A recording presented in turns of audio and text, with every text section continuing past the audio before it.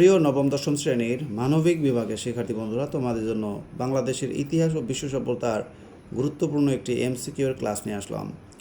চলো কিছু গুরুত্বপূর্ণ এমসিকিউ শিখে নেই। কাকে আধুনিক ইতিহাসের জনক বলা হয়? উত্তর কী হবে? লিওপোল্ড ফন র্যাঙ্কে। উত্তর বলতো সবাই, লিওপোল্ড ফন র্যাঙ্কে। ইতিহাস বলতে কি বোঝায়?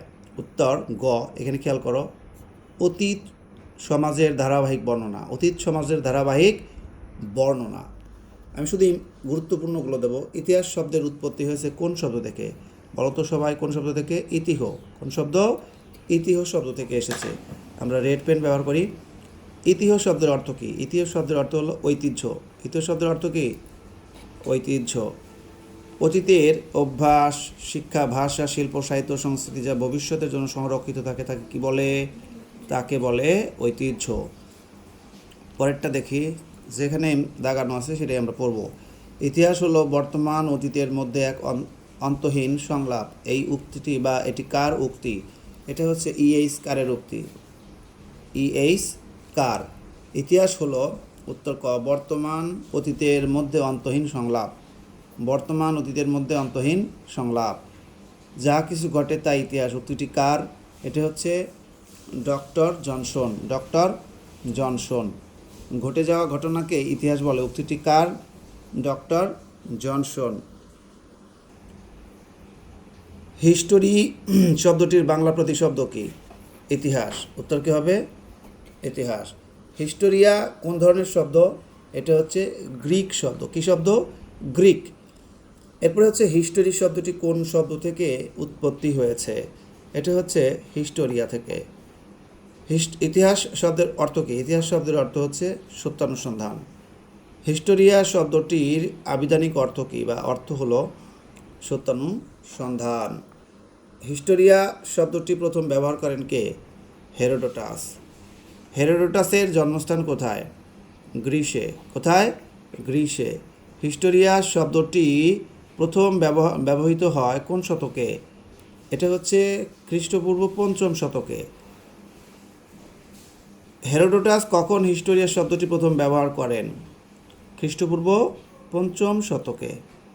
ইতিহাসের জনক কে বলতো? হেরোডোটাস। তবে আধুনিক ইতিহাসের জনক কিন্তু লিওপোল্ড ফন র্যাঙ্কে। এটা মনে রাখতে হবে। বিজ্ঞানসম্মত ইতিহাসের জনক কে? এটা খুবই ইম্পর্টেন্ট একটা এমসিকিউ। সেটা হলো থুকিডাইডেস। থুকিডাইডিস হলো বিজ্ঞানসম্মত ইতিহাসের জনক। আরও কয়েকটা এমসিকিউ রয়েছে, তোমাদের সেগুলো পড়তেই হবে। এইটা সবচেয়ে বেশি ইম্পর্টেন্ট। আধুনিক ইতিহাসের জনককে দেখছো কত বোর্ডে আসছে। এটা হচ্ছে Leopold von Ranke. Leopold von Ranke. Leopold von Ranke কোন দেশের ঐতিহাস জানো? এটা হচ্ছে উনি জার্মান। এটা তোমরা একটু জানিয়ে রাখো, জার্মানের। এরপরে সমাজের জীবনী ইতিহাস। উক্তিটি কার? এটা হচ্ছে টয়েনবির। যাই হোক, প্রথম অধ্যায়ের এমসিকিউগুলো আমরা কিন্তু শিখে ফেললাম, ঠিক আছে? আরও মনে একটা আছে এখানে। ইতিহাসকে শিক্ষণীয় দর্পণ বলা হয় কেন? দৃষ্টান্তের মাধ্যমে শিক্ষাদান করে বলে, তাই না? দৃষ্টান্তের মাধ্যমে। যাই হোক, এইদিকে আর দাগানো নাই। বিজ্ঞানসম্মত ইতিহাসের জনককে? থুকিডাইডেস। থুকিডাইডেস। এরপরে মেসোপটেমিয়া শব্দের অর্থ কী বলতো? দুই নদীর মধ্যবর্তী ভূমি। খুবই ইম্পর্টেন্ট এমসিকিউ। এরপরে দেখো, এদিকে নাই। ব্যাবিলনের শূন্য উদ্যান কোথায় নির্মিত হয়? এটা হচ্ছে ইরাকে। কোথায়? ইরাকে। একটু সাউন্ড করে বলতে হবে, ইরাকে। এরপরে এদিকে রয়েছে মহেঞ্জোদারোতে কোন যুগের নিদর্শন পাওয়া যায়? এটা হচ্ছে ত্রাম্য ও ব্রোঞ্জ যুগের। এরপরে হচ্ছে এখানে দেখো, সিন্ধুবাসীদের সবচেয়ে জনপ্রিয় পূজা ছিল কোনটি? মাতৃপূজা। কোন পূজা? মাতৃপূজা। এরপরে হচ্ছে দ্রব্যের ওজন পরিমাপ পদ্ধতির উদ্ভাবক কারা? এমনি সিন্ধুরা। মিশরকে নীল নদে দান বলেন। মিশর নীল নদে দান, এটি কার কথা?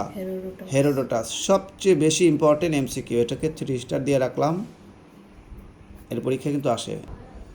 মিশরের প্রথম রাজা কে ছিলেন? মেনেস। খুবই ইম্পর্টেন্ট। মিশর কোন মহাদেশে অবস্থিত? আফ্রিকা মহাদেশে।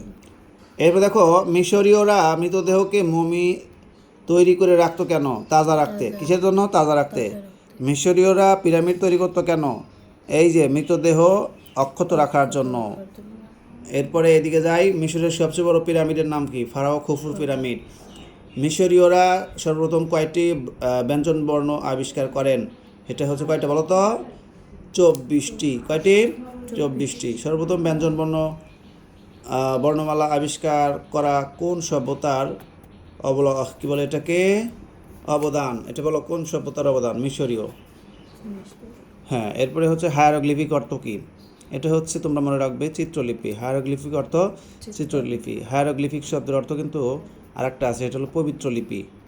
পবিত্র লিপি। মিশরীয়দের সবচেয়ে প্রিয় রং কি ছিল? সাদা কালো। সাদা কালো।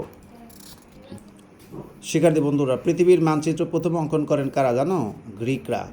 এরপর হচ্ছে অলিম্পিক খেলার সূচনা হয় কোন দেশে জানো? গ্রিসে। খুবই ইম্পর্টেন্ট এমসিকিউ।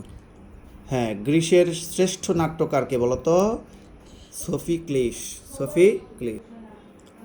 রোম নগরীর প্রতিষ্ঠাতাকে? রোমিউলাস। লাতিন রাজা রোমিউলাস, মনে রাখবে। গৌড়ের রাজধানী কোথায় ছিল? কর্ণসুবর্ণ। কোথায়? কর্ণসুবর্ণ। বাংলাদেশের আয়তন তোমরা জানো 1,47,570 বর্গ কিলোমিটার। বাংলাদেশের আবহাওয়া কেমন? নাতিশীতোষ্ণ। খুবই ইম্পর্টেন্ট কিন্তু। শশাঙ্ক কোন অঞ্চলের রাজা ছিলেন? গৌড়। গৌড়ের রাজধানী ছিল কোথায়? কর্ণসুবর্ণ। ঠিক আছে। এরপরে হচ্ছে এদিকে যাই, দেখি আছে কিনা। হ্যাঁ, সবচেয়ে ক্ষুদ্রতম বা ক্ষুদ্র জনপদ কোনটি ছিল? চন্দ্রদ্বীপ। হ্যাঁ, চন্দ্রদ্বীপ কোন জেলার পূর্ব নাম? এটা কিন্তু অবশ্যই মনে রাখতে হবে, বরিশাল। আর বরিশালকে কিন্তু শস্য ভাণ্ডার বলা হয়। বরিশাল কোন জনপদের বর্তমান নাম? বলো? চন্দ্রদ্বীপ। রাজা শশাঙ্ক কোন অঞ্চলের রাজা ছিলেন? গৌড়। স্বাধীন গৌড় রাজ্যের রাজধানী ছিল কর্ণসুবর্ণ। শশাঙ্কের রাজধানী ছিল কোথায়? কর্ণসুবর্ণ। পাল বংশের প্রতিষ্ঠাতাকে? গোপাল। গোপালের পিতার নাম বপ্পট। এটা মনে রাখতে হবে। পাল রাজাদের মধ্যে সর্বশ্রেষ্ঠ হিসেবে নিচের কোন নামটি অধিক যুক্তিযুক্ত? ধর্মপাল। এরপরে হচ্ছে সোমপুর বিহার কোন জেলা অবস্থিত? নওগাঁ। সোমপুর বিহার কোথায় অবস্থিত? পাহাড়পুরে। ময়নামতি জেলায় অবস্থিত। কোন জেলায় অবস্থিত? কুমিল্লা। এটা মনে রাখবা। পাল রাজবংশ বাংলা শাসন করে কত বছর? 400 বছর। খুবই ইম্পর্টেন্ট। ধানসাগর বইটির লেখক হচ্ছে বল্লাল সেন। রামচরিত গ্রন্থের রচয়িতা হচ্ছে সন্ধ্যাকর নন্দী। ক্ষত্রিয়দের পেশা কী ছিল? যুদ্ধ করা। প্রাচীন বাংলার নরনারীরা কোন ধরনের পোশাক পরিধান করত? ধুতি ও শাড়ি। প্রাচীন বাংলার অর্থনীতির মূল উৎস কী ছিল? কৃষি। বাংলাদেশের মানুষের প্রধান পেশা কী বলতো? কৃষি। এরপরে বিখ্যাত মসলিন শিল্প ধ্বংস হওয়ার কারণ কি? এই যে শাসকদের অসহযোগিতা। প্রাচীন বাংলা কোন বস্ত্রের জন্য বিখ্যাত? মসলিন। যাই হোক শিক্ষার্থী বন্ধুরা, সবাই ভালোভাবে পরীক্ষা দিবে। সবাই ভালো থাকো, সুস্থ থাকো। আল্লাহ হাফেজ।